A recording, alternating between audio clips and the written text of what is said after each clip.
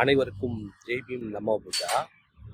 இன்னைக்கு நம்ம வந்து போறோம்னா, நேற்றுக்கு வந்து ஒரு சகோதரர் என்கிட்ட கேட்டாரு, பௌத்தத்தை வந்து எப்படி ஆரம்பிக்கணும் அப்படின்னு கேட்டாரு. எது பௌத்தத்தை ஆரம்பிக்கணுமா அப்படி உண்மையிலே அது ஒரு முதல்ல வந்து எனக்கு அந்த கேள்வி கேட்ட உடனே வந்து பௌத்தம் ஏற்போம், பௌத்தத்தை ஆரம்பிக்கிறதுனா ஆமால அதை பிறக்கா புரிஞ்சிச்சு. பௌத்தத்தை ஆரம்பிக்கணும். ஆக்சுவலி நான் வந்து பௌத்தம் ஏற்றப்போ வந்து எனக்கு அடிப்படை எதுவுமே தெரியாது. பௌத்தத்தை பற்றி எதுவுமே தெரியாது.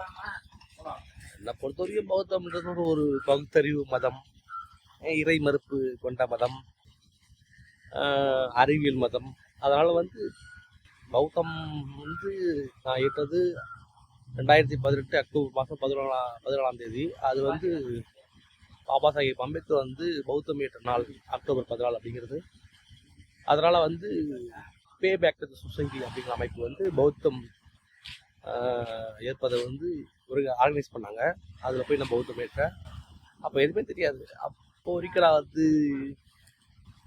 ஒரு பௌத்தத்தை வந்து அடிப்படை புரிதல் இல்லாத ஒரு வாண்டு மாதிரி தான் வந்து பௌத்தத்தை வந்து பார்த்துட்டு சுற்றிட்டு இருந்தேன்.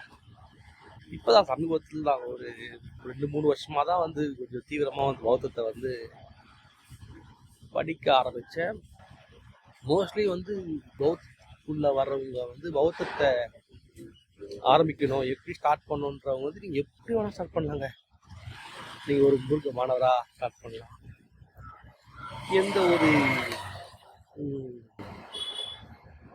நீங்கள் எங்கே இருந்தால் பௌத்தம் ஆரம்பிக்கலாம். நீங்கள் அது வந்து பட்டியலக்கா சொல்லுவாங்களே, ஆரம்பத்துலேருந்து கடைசி வரைக்கும் கரும்பு கடிச்சுனே வரணும்னு. பௌத்தம் அப்படி கிடையாது. நீங்கள் எங்கே இருந்தாலும் ஆரம்பிக்கலாம். ஆரம்பத்துலேருந்து ஆரம்பிக்கலாம், நிறைய ஆரம்பிக்கலாம், முடிவுலேருந்து ஆரம்பிக்கலாம். இங்கிலீஷ் படிக்கிறதுக்கு வந்து ஒரு சொல்லுவாங்க, நீங்கள் எந்த வயசில் வேணால் படிக்கலான்ற மாதிரி ஒரு கான்செப்ட் இங்கிலீஷில். அந்த மாதிரி தான் பௌத்தத்தை பொறுத்த வரைக்கும் நீங்கள் எந்த வயசுலேருந்து வேணால் ப்ராக்டிஸ் பண்ணலாம், எப்படி வேணால் ஆரம்பிக்கலாம். உங்களுக்கு வந்து உங்களுக்குள்ள இருக்கிற ஒரு விஷயத்தை வெளிக்கொண்டு வர்றது தான் பௌத்தம். நமக்குள்ள வந்து தயக்கம் இருக்கும், சில பல கோபங்கள், வருத்தங்கள், நிறைய விஷயங்கள் இருக்கும். அதை எல்லாத்தையுமே வந்து ரிவர்ஸ் பண்ணி நாமளே புரிஞ்சுக்கிறதுக்கு உதவுற ஒரு கருவி தான் பௌத்தம். புத்தர் தெளிவாக சொல்றாரு. என்ன சொல்றாருன்னா, உங்களுடைய பகுத்தறிவு பொருந்தாத எதையுமே நீங்கள் ஏற்க வேண்டாம் அப்படின்னு சொல்லிட்டு புத்தர் சொல்றாரு. அது ஒன்று. ரெண்டாவது, நீங்கள் வந்து ஒரு ஆற்றை வந்து கடக்கணும், ஒரு நதியை கடக்கணும். அதில் வந்து ரொம்ப நதி ஆழமாக இருக்குது, வேகமாக போய்கிட்டு இருக்குது, அப்புறமா அடிச்சுட்டு போகுது. அதுக்கு வந்து ஒரு தோணியை பயன்படுத்துகிறோம். அந்த தோணியை நீங்கள் வந்து நதியை கடக்கிற வரைக்கும் தான் யூஸ் பண்ணணும். நதியை கடந்ததுக்கப்புறம் இந்த தோணி வந்து எனக்கு வந்து உதவுச்சு, அதனால் நான் வந்து ஆயுஸ்க்கும் தோளில் சொப்பாமல் பண்ணிட்டு தெரிய முடியாதுல்ல.